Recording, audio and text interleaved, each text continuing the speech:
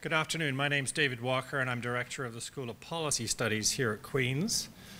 Welcome, everyone, to the Tom Courchene Distinguished Lecture at the school.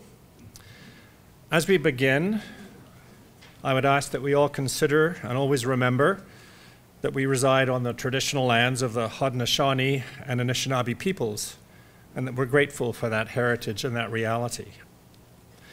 I'll shortly be asking Sarah Toole to introduce our very special guest speaker, Natan Obed. But before I do so, I'd like to say a few words about those who made this event possible.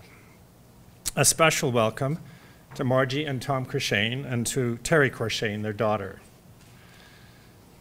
The Courchenes have been a guiding force within Queen's School of Policy Studies since its inception many, many years ago.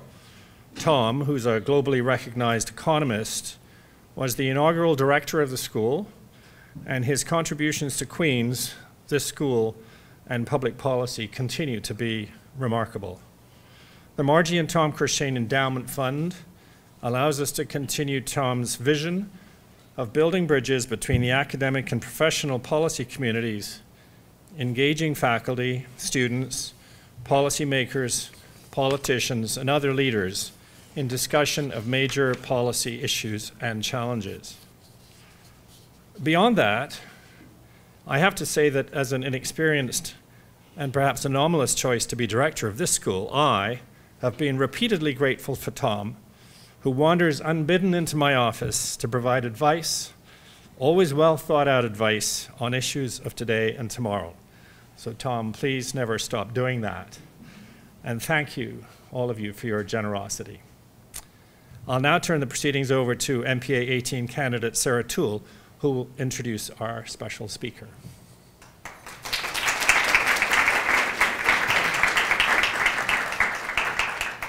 Kwe ani unuksakut. Good afternoon, and thank you all for being here, and welcome to the School of Policy Studies. Kuyanamik kaiko yaugatsi tunaga sugitsi. We would like to further extend our welcome, to the Aboriginal Centre here at Queen's, the Four Directions Aboriginal Student Centre, for the staff, students, and community members who have joined us in the room today. Today we're honored to welcome Natan Obed, the president of Inuit Tapiriit, Kanatami, as our Tom Courchene Distinguished Speaker.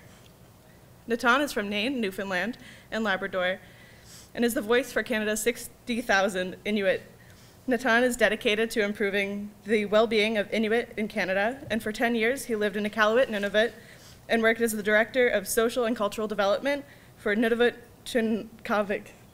Yes, thank you. And now resides in Ottawa. Natan's lecture today, titled Considering Canada's Renewed Relationship with Indigenous Peoples Through the Rights-Based Lens of Inuit Self-Determination, will discuss the relationship between Canada's Inuit and all levels of government in regards to reconciliation and self-determination. The lecture today is sure to get us thinking and evoke questions. As in the past, we'll be using Slido to generate these questions, but you're also welcome to raise your hand if you have questions in the audience. You can access Slido online at sli.do, or you can download the app on your phone. And the code for today is MPA 18. Without further ado, please welcome President Natan Obed.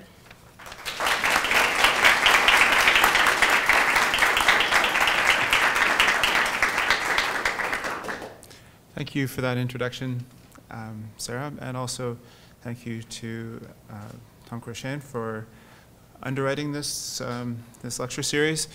I am excited to be here. This is my first time in Kingston, first time at Queen's University, but I've interacted with many academics over the years and graduates of Queen's University in my advocacy policy work. And so I've always held this institution in high regard, and I'm happy to be here today with you. As I've been introduced, my name is Natan Obed. I'm the president of Inuit Tapiriit Kanatami, and I've been an elected leader now for about 2.5 years.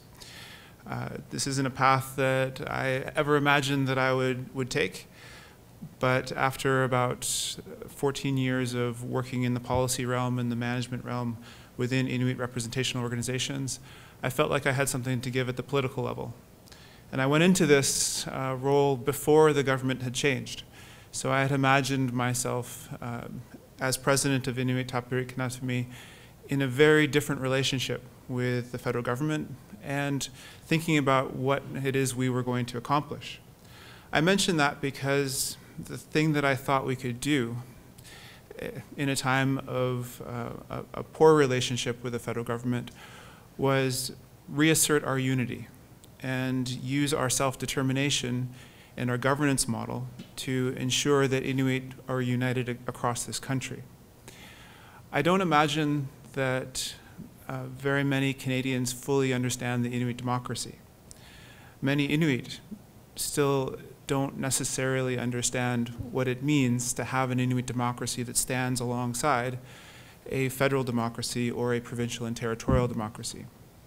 So I hope that today I can give you some perspective from the Inuit point of view, but I also hope that we can talk a bit about Indigenous spaces in this country, Indigenous rights, the relationship between Indigenous and non-Indigenous Canadians, and also the path forward that we all want to take together. I wanted to recognize the Indigenous homeland that we are on, the Haudenosaunee. I also wanted to recognize somebody that is a dear friend of mine, Dawn Lavelle Harvard, who I've worked with in a political capacity when she was the president of the National Native Women's Association of Canada. So it's good to see you. It was very unexpected. So before I get started, I wanted to talk first about Inuit, about where we live in Canada and how we have mobilized over time. This will give you a sense of all of the further conversations when we get into into Section 35 of the Constitution, or we start talking about a rights-based framework and the conversations that now are happening in this country around review of law and policy or the recognition and implementation of Indigenous rights. This grounding is, I think, necessary. So within Canada, we accept that there are provinces and territories and there are the federal government. So within 4 provinces and territories in this country, Newfoundland, Labrador, Quebec, Nunavut, and the Northwest Territories, there are Inuit. And we call this space Inuit Nunangat. So here are displayed on the screen the 4 settlement regions of our homeland, Inuit Nunangat. This has always been our homeland. So before there were provinces and territories that dot this map, this was our homeland. We were late to the game when it came to treaties with the Crown. It wasn't until after World War II that the federal government spent more time trying to understand its relationship with Inuit.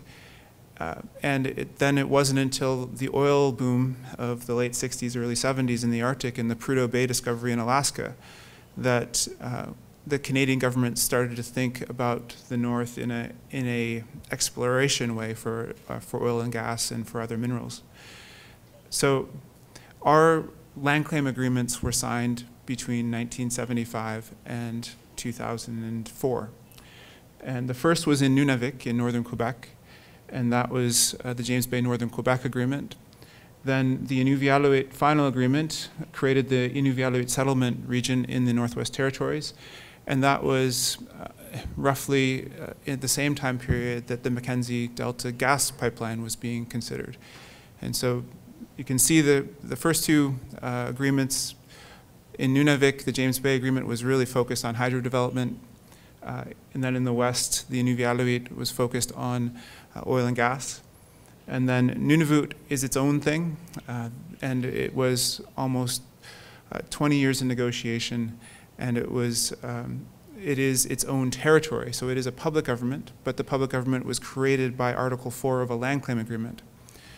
So our constitutionally protected land claim agreement signed in 1993 in Nunavut created that public government and also then created this specific settlement area that Nunavut Tunngavik, the organization that I worked for 10 years, still manages the rights of Inuit and represents those rights within the territory of Nunavut. This is something that Canadians don't necessarily understand so well, is that there can be Indigenous rights and then there are rights that Inuit have as citizens.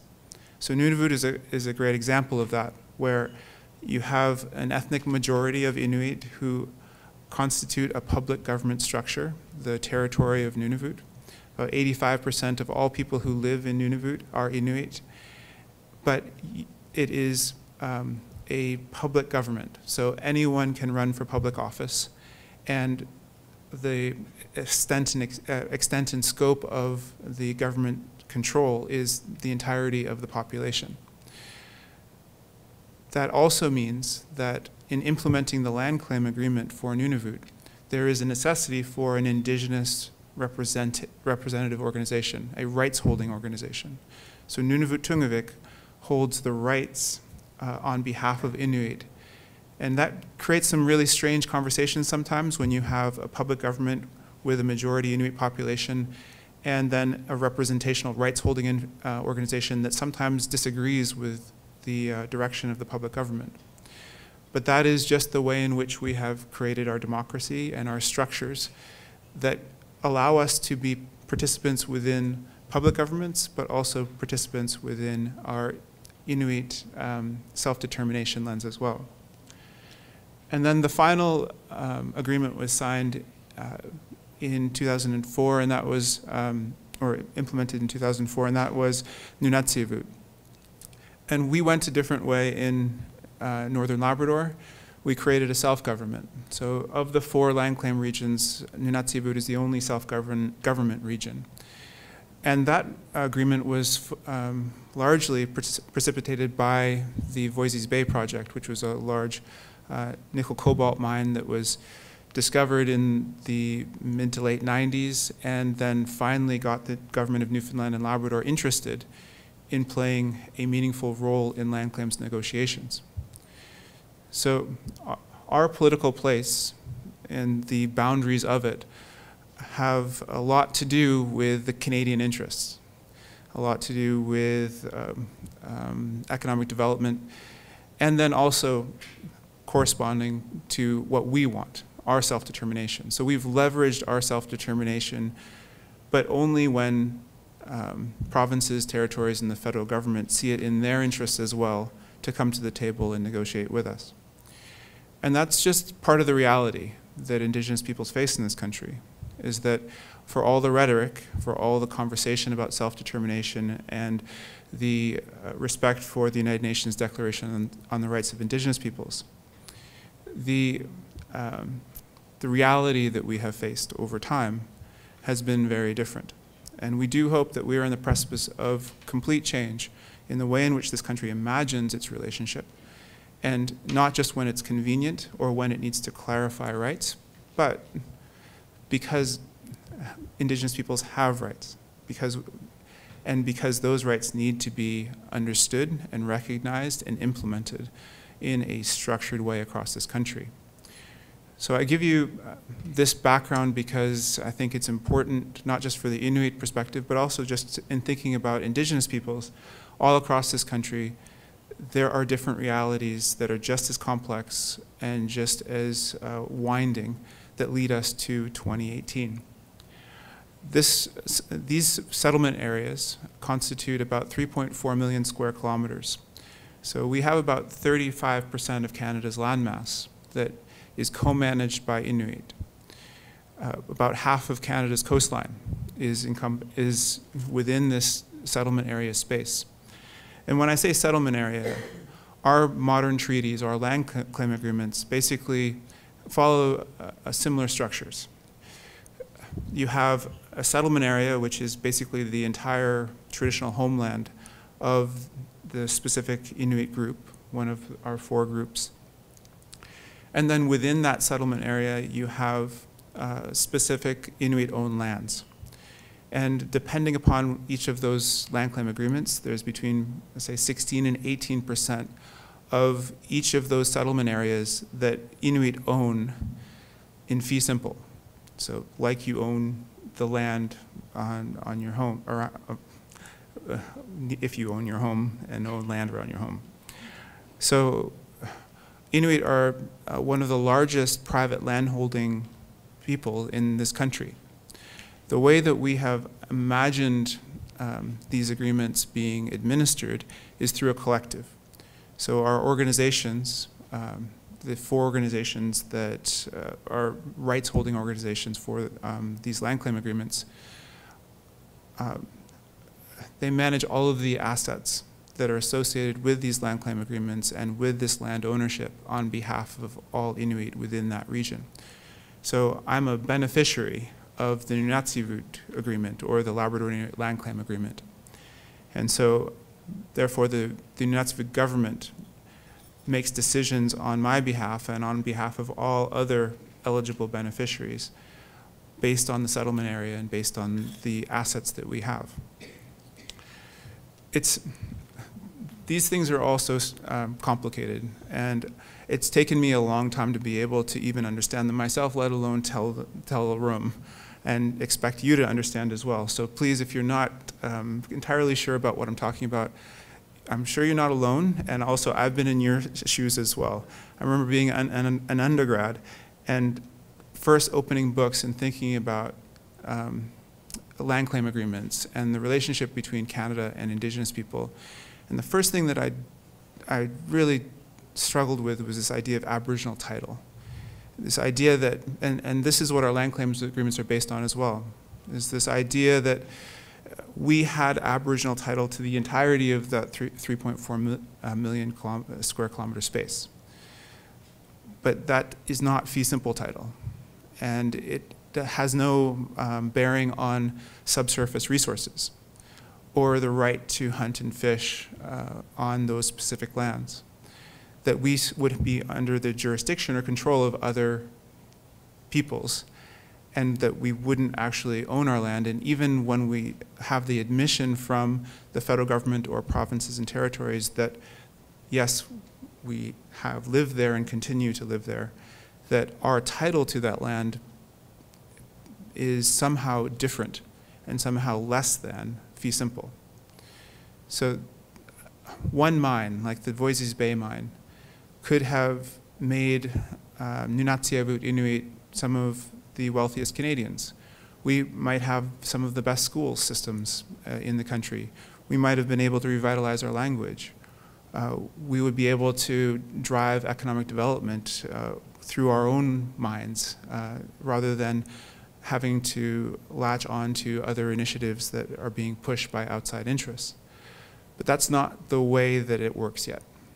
And so the way that it works now is that we get percentages of tax revenue that the province gets from the mining company. We get benefits through an impact benefit agreement that, while help us and give us an opportunity to succeed in ways that we didn't in the past, still imagine that we are on the fringes of any natural resource project or the main, or in the benefactory sense, and the fringes of benefit.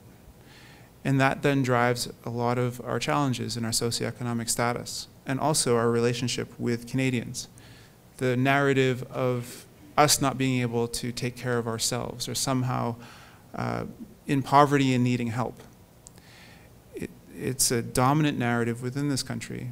But if you think back to this space and think back to the idea that we have a homeland and that we are co-managing it now, but it is systematically set up so that we will always be looking for that next project, that next natural resource extraction project, that we always will be at the pleasure of the minister when it comes to major decisions regarding our waters, our lands, our wildlife.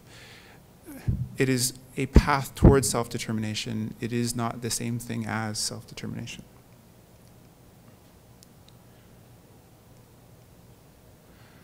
So I wanted to talk just a little bit about governance. I'm the president of our national organization, and it's important to respect Inuit governance because it is an underlying feature in any Indigenous society, that we have our own governance models, that we are not just absent of governance or that we have just decided to take on dominant Canadian Western governance models that we don't necessarily believe in. So we have the Nunatsiavut government, which I've talked already about. We have Makivik Corporation, which is responsible for the rights of Nunavut Inuit, northern Quebec. We have Nunavut Tunngavik, which I've talked a bit about in relation to rights for Nunavut Inuit, and then the Iqaluit Regional Corporation, who are responsible for the rights of the Iqaluit settlement agreement. Each one of these 4 presidents, there are presidents of each of these organizations, are elected by the entirety of their membership. And then those 4 presidents serve as the board of directors for the Inuit Tapiriit Kanatami and also the Inuit Circumpolar Council of Canada. So we have a governance model that starts in each community with every single Inuk that is eligible to vote. And then the power that is invested into those presidents then is used at the national and international levels. So when I go up for re-election, which is later this summer, I'm going up against other candidates who are eligible to put their names forward, but it is our board of directors that makes the decision about who the next national Inuit leader will be. This is really important because it shows that there is a direct link in a democratic way between the interests of any Inuk in this country and the direction and the positions that are taken at the national level in ITK. If I ran on my own mandate, if I decided that, who knows, that I wanted to buy the Montreal Canadiens, and that was my platform, and I wanted to use all Inuit money to do that, that would probably be at odds with the 4 Inuit regions and those presidents. And if there was a national election and there were more Habs fans than anyone else, then maybe I would be elected on that platform. But our democracy wouldn't work that way, because then I would have a separate mandate than the mandates given by the 4 presidents, who are the rights-holding organizations who have been democratically elected by the entirety of their population. So that, unfortunately, I don't have that ability to make outlandish demands or take outlandish positions. I follow the direction from my board. And so the positions through resolution that are taken at our board meetings are then the positions that I bring forward and am responsible for shepherding into reality at the national level. And the same goes for the Inuit Circumpolar Council of Canada. Nancy Karatek-Lindell is the president currently of ICC Canada. She was formerly a member of Parliament and was a member of Parliament for approximately 10 years and is very well respected and somebody that I've always looked up to. And it's the other thing about working in this field is you get to meet and be mentored by and work with some amazing Indigenous people, especially Indigenous women, Inuit women. And I was talking earlier about Mary Simon, and she was supposed to be a lecturer here before I was. And she's another person that I hold in great esteem. We also have permanent participants on our board. So the Inuit Circumpolar Council of Canada is a non-voting member, as is the National Inuit Youth Council and Pauktuti Inuit Women of Canada. And this is an important distinction, and it's important just in the way in which you think about Inuit governance.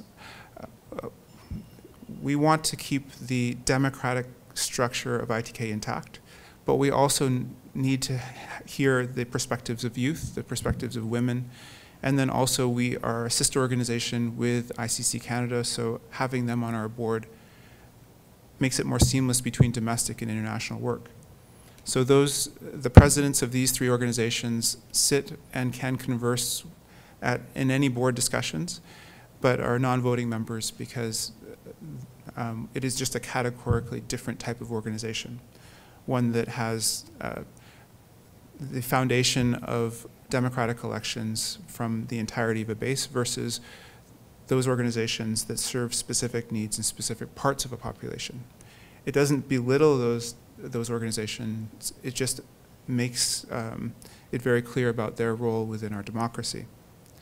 And this is a point I want to just pass on as well, is that often governments, provincial, territorial, the federal government, just decide to figure out how to engage with Indigenous peoples on their own terms. They decide that somehow they want a particular Indigenous group in a room, but not another group. Or they would like to hear the voice of one group, but not another. And I think we have a long way to go to respect Indigenous governance and to not imagine that provinces and territories get to decide what Indigenous person or representative of an Indigenous organization or peoples is in a room. That we actually, as Indigenous peoples, should work together to ensure that we decide. Because too often we look around our shoulder and we look back to get a blessing or to scheme with perhaps public governments that are in our interests but not in other groups. And this just breaks us apart. We need to have a more mature acceptance of Indigenous democracy and how then it interacts with the Canadian democracy. So I accept that Prime Minister Trudeau has the right to lead. I accept that the federal government and the election that led to a Liberal majority then allows for the Liberal government to make broad, sweeping policy decisions, that it has the ability to speak on behalf of Canadians in very specific ways. The same thing for Ontario with Premier Wynne, and I'm a resident of Ontario now, I live in Ottawa, and I accept those things. It's almost second nature. You wouldn't even think otherwise. But somehow when representatives of Indigenous peoples make positions, often people will come back and say, well, do you really mean that? Or that's not what I heard. Or I don't like what you said, so I'm going to use this other person's perspective. Or you're disinvited to this meeting. Whether it's at the Council of Federation table with premiers, or whether it's ministers and intergovernmental tables, or whether it's in your living room talking about what Indigenous people's issues you want to champion or those that you don't like. I want for us to have a better understanding of what we're talking about. And first and foremost, give the level of respect to Indigenous democracies that you give to federal, provincial, and territorial democracies. And they're not the same thing. So I've said this to the Prime Minister and to premiers. I don't want your power. I don't want the power of a premier. I don't want the power of a Prime Minister. I want to be respected for the power that I hold as National Inuit leader. If you don't understand what that is, we can talk about it. But don't imagine that Indigenous peoples want the same power that exists in other places. We have rights, and exercising those rights imagines a different country, not just that we have an us two mentality where we sit in the same room and when we have categorically different responsibilities. I respect the huge mandates that are given to premiers, to ministers of different organizations, different governments. I have tons of sympathy for the challenges that those positions have. But there is still this lack of understanding and respect for the way in which we confront, we come to the table. And that is something that really strikes at the heart of what's possible in reconciliation, and also what would also will wreck ruins reconciliation if it's not addressed. To this end, we signed an Inuit Nunavut Declaration on Inuit Crown Partnership last year. This is about, actually it's just about a year ago. It was February in Iqaluit. And so in this, we have now a new bilateral relationship with the Crown. And the declaration basically says that we'll work together. It's non-binding, it's not a treaty, it is just a mutual sign of respect that, and a photo op. It's a nice photo, isn't it? That's great. But in this structure, we've created an Inuit Crown Partnership Committee. And at this meeting in February, we identified 6 shared priority areas that we would work on together with the Crown. We made it very clear that we didn't want just our priority areas to be parroted back by the federal government. When you're working with the federal government, the last thing you want is for them to keep nodding their heads and not have any challenges with what you're saying, because that means it's never going to happen. The most challenging part of a relationship is to actually get down to work. And to get there, we thought that we would use this as a premise. The federal government will always have priority areas. The mandate of an existing government will always be there. There will also always be a mandate from ITK to implement. So for those shared priority areas that both the federal government has and ITK has, can we work together on joint priority areas and create a work plan that we systematically implement over the course of a year? So at this meeting, we identified our work plan and also our priority areas for the year of 2017-2018. So the Inuit Nunavut policy space, this idea that I just talked about, that was first and foremost one of our shared objectives of our work plan. Also, implementing land claim agreements. I talked about land claim agreements. Implementing land claim agreements was one thing that is in both of our interests. Reconciliation measures. The idea that there are still outstanding human rights violations that the federal government can resolve and can give people apologies or remediation for human rights abuses that have happened.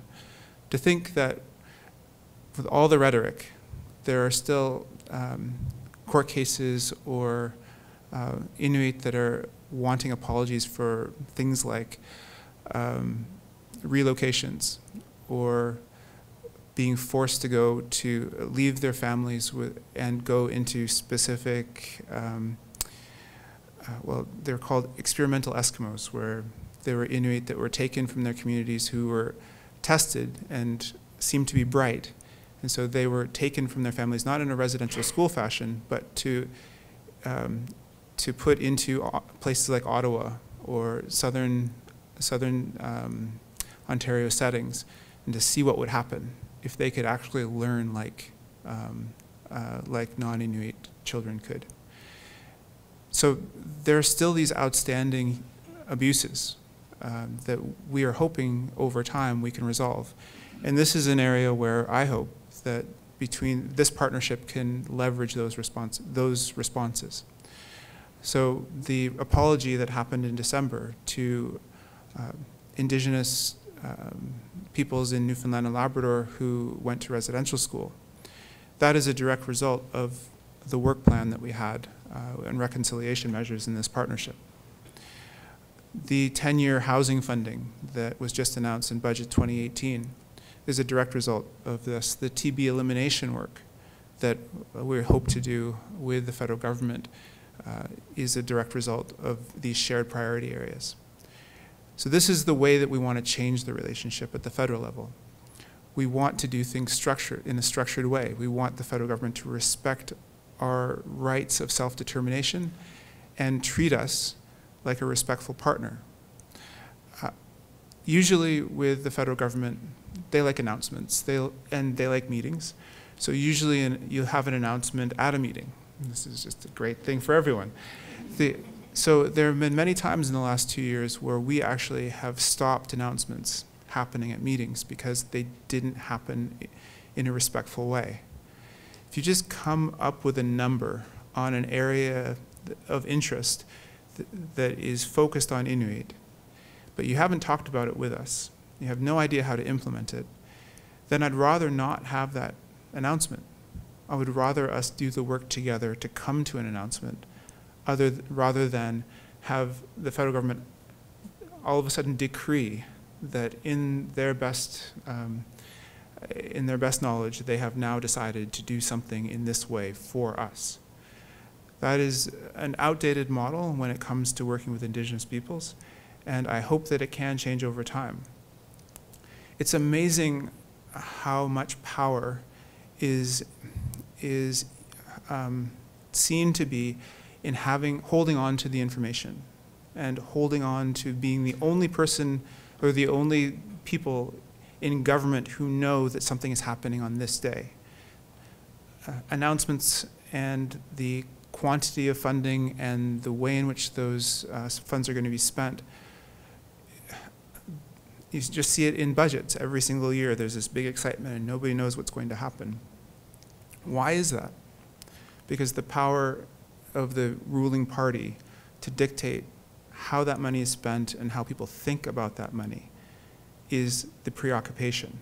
It isn't necessarily to ensure that the projects that need to be funded for the betterment of Canadians are the ones that get funded first, or the partnership with Indigenous peoples that allows for the work to happen is the first consideration. That's not the first consideration. I do hope that using something like this allows us to get to that place.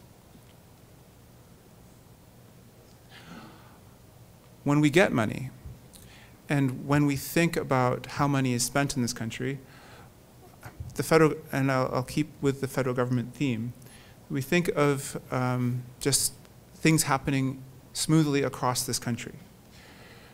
So I'll give you an example of the way in which federal departments work and the way funding flows. After the budget is announced and there's $50 million for a DFO project, and after it gets Treasury Board approval and the department knows how to spend it, then it goes out into its regions. So if you think about these regions, they're not, and on the slide for those of you who are listening in, this is Pacific, Central and Arctic, Quebec, Newfoundland and Labrador, Gulf, and Maritimes. So this is just the way in which the federal government and its departments categorize and flow money into communities. So if you can notice, there isn't any consideration for where Inuit live. Some Inuit fall under Central and Arctic, some under Quebec, some under Newfoundland and Labrador.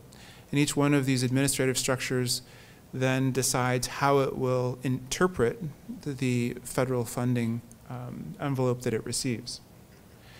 This is a huge problem for Inuit because we see the world in an Inuit-Nunavut approach way. We have a homogeneous relationship with the federal government when it comes to land claim agreements and implementation and co-management and rights. But when federal funding gets flowed, it usually flows through completely different structures that then go against the relationships that we already have in place. So you might get one region that is eligible for a certain pot of funding and another region that isn't. And in the past, nobody cared. Even when we brought it up, there was just not an appetite or an interest for the federal government to do things in a way that respected all Inuit. And this is changing slowly, but the structures will need to change with them. Here's another example of public works and government services. You have Pacific, you have Western, Ontario, Quebec, and then Atlantic. So a lot of our important funds for administration, for certain programs flow through this department. But again, the conversations happen between Alberta and Nunavut, or Alberta and the Northwest Territories, but then completely different conversations happen with Quebec or with Newfoundland and Labrador. So what we hope to do is to create an Inuit-Nunavut policy space. So the idea that when federal government flows funding, it flows it through Inuit self-determination, imagining this is the end space that those funds are going to flow to. And that Inuit can have partnerships with the province or territory in which they live or with one another to be able to administer and deliver the programs and services under this mandate. Sometimes Inuit won't be in a position to be able to do that. So in those situations, perhaps it will end up flowing to the exact same place it did before. But the self-determination piece is this, that we get to decide that. And we have mature relationships with provinces, territories, and the federal government that imagine that we, in our self-determining way, will do what is best for our people and ensure that the money is spent appropriately. That is a very different conversation than what happens with just about all federal funds now, which are guarded very closely whenever possible by provinces and territories. And provinces and territories then dictate to Indigenous people within their jurisdictions outside of the Indian Act structure on how those Indigenous-specific monies will be spent in Indigenous communities. We need to change that. Why do we need to change that? Well, because provinces and territories for Inuit haven't been doing a great job. If you look at the social and economic inequity in Inuit Nunatsiavut, it is striking. So there is no reason to argue for status quo. So are we really going to argue that 52% overcrowding in Inuit Nunatsiavut housing is okay? That the structures in which those funds flow should be kept exactly the same? 9% of all Canadians live in overcrowding homes. If we were able to have more control and say over how those funds were spent, what priorities were put, we wouldn't be able to get to the Canadian rate, but we would be able to do things better. We would be able to figure out ways in which to serve our populations in a more constructive and in a longer term view than when public governments administer these funds. That is a broad sweeping statement that is not always true. But in most cases, we live our lives fighting for these things. We are hoping for opportunities to be able to show what we can do when given the opportunity. 70% of our Inuit households are food insecure in relation to 8% of Canadian households. So programs like Nutrition North, any of our public programs that focus on welfare and the welfare of children can be improved. And we have such striking rates of median income gap. So our median income in Inuit Nunatsiavut is about $23,000. It's about $92,000 for all other people who live in Inuit Nunatsiavut. And this speaks to the type of non-Inuit that usually are living in Inuit Nunatsiavut: teachers, service providers like nurses, administrators, people who work in public governments. It's not saying that those people aren't needed and necessary. We're very thankful for those people who come north and work with us to further our societies. It's just to say that there are amazing gaps between the outcomes for Inuit and non-Inuit in Inuit Nunatsiavut, and they're driven often by policies. And the administration of those policies and those monies that are directed towards the improvement of our lives often don't flow through our organizations. So a key development in our quest for self-determination will be to revise all of this, to ensure that we have control over those funds and how they're spent. Our life expectancy is a full 10 years less than non-Inuit Canadians. And in a developed country, we also face the rate of tuberculosis about 275 times that of all other Canadians who were born in Canada. This isn't something that just happened. We've had elevated tuberculosis rates since the 1950s. But fortunately, we are now working with a government who actually wants to do something other than control tuberculosis, but to eliminate tuberculosis. So later this month, I hope to be side by side with Minister Philpott talking about the elimination of TB on World TB Day. I wanted to quickly just talk about a few of the things that we're doing at ITK to push self-determination. we create strategies and action plans. So the first thing that happened in the beginning of my mandate is that we worked with our regions to create a strategic plan. And things like suicide prevention and better health services and housing, also research, these are all things that are in our strategic plan and guide our work. We also, in the strategic plan, if anyone would like to read it, it's online, it's itk.ca. We talk a bit about who we are as an organization and the types of functions we serve. So I recommend it, even if you just want that first step into our world, and especially our governance world. You'd only have to read 3 or 4 pages to get a good sense of who we are. If you want to get into the detail of the work, that is also there as well. We created a national Inuit suicide prevention strategy, and our rates for suicide are between 10 and 28 times the national rates, depending upon the demographic or region. We have had elevated rates of suicide for a long, long time now, since the 1970s, but we didn't historically have high rates of suicide.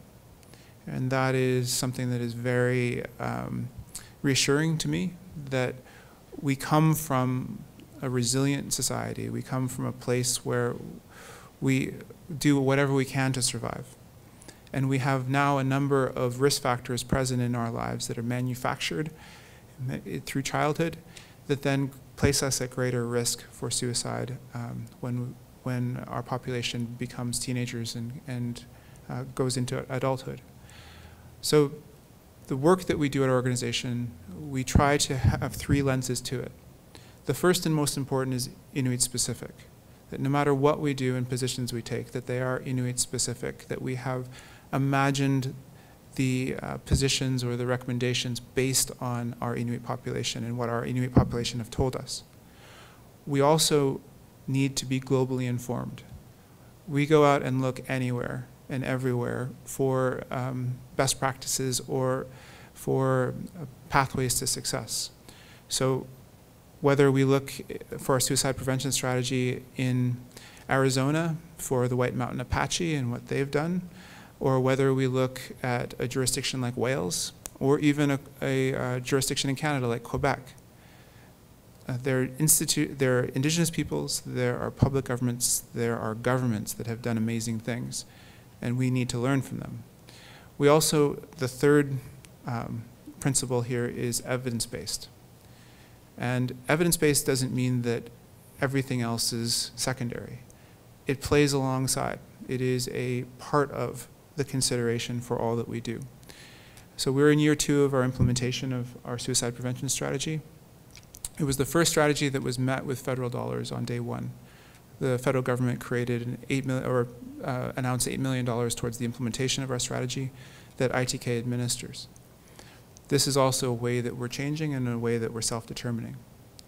Too often in this country, suicide and Indigenous suicide is used as a tool for political rhetoric, or it is also used as a gateway into non-Indigenous people doing things for Indigenous people or describing what Indigenous people want. We also, in the conversation about suicide, need to turn the corner on it so that we think of it as a public health issue. That we think about this in a way that can be explained, and that those people who are most affected don't necessarily have to bear the burden of having all the answers. This is something that the WHO calls one of the most preventable public health crises of our time.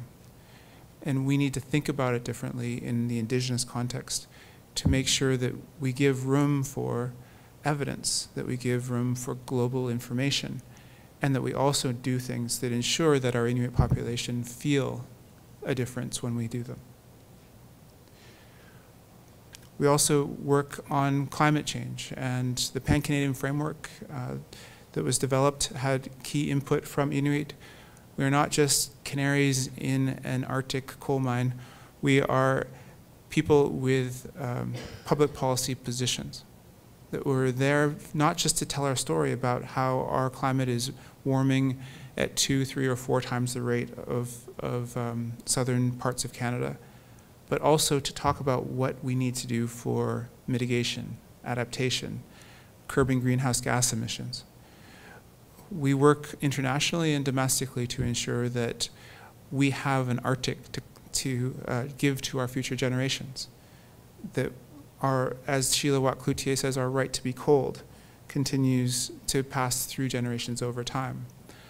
I think about my children and think about what will happen if we don't do drastic changes today, and whether or not there will be those Arctic species that we have depended upon for generations that still will be available to hunt and to fish, that there will be sea ice to travel through the winter on, that we will have that familiar and loving environment that we see in all its richness, and think of the Arctic and ice and snow as part of that beautiful place rather than impediments to a healthy, happy life.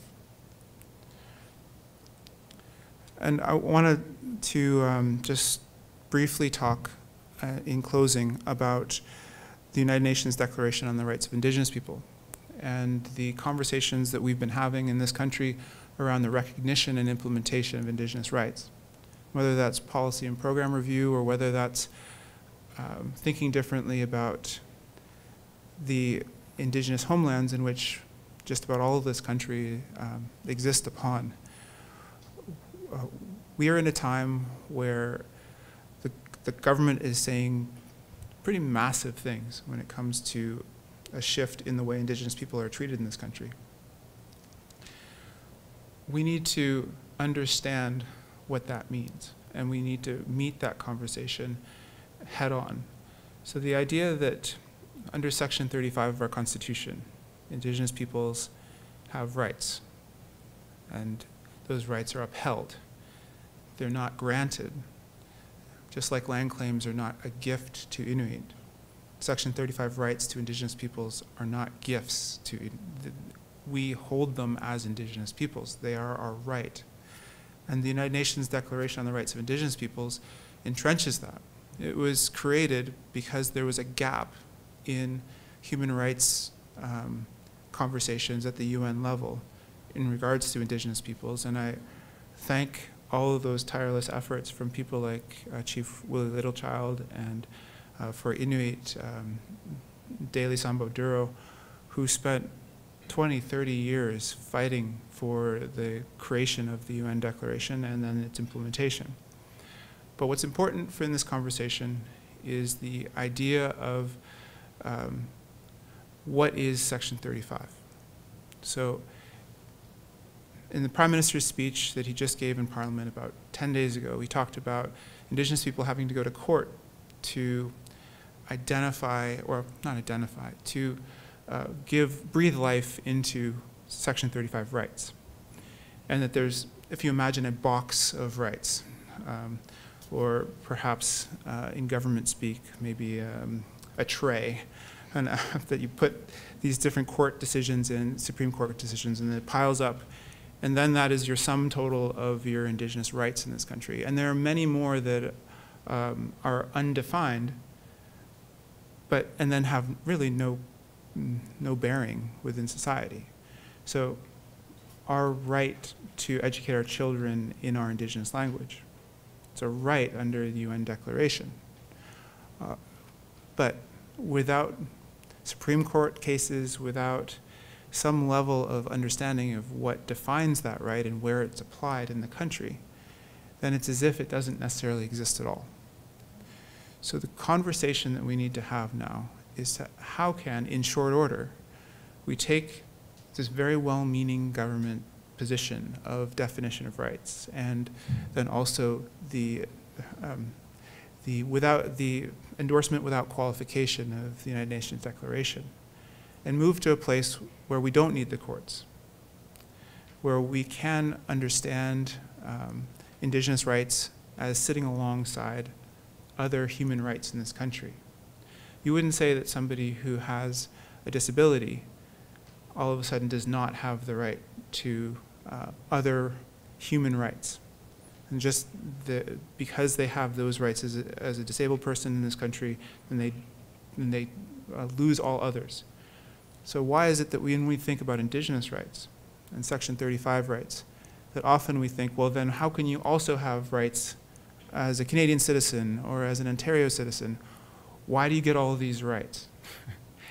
It's a uniquely Indigenous conversation on that. We don't say that about other parts of our society. Children, you don't say, well, you have rights as a child, but that doesn't mean that you have these other rights that are ascribed to other members of society who aren't children.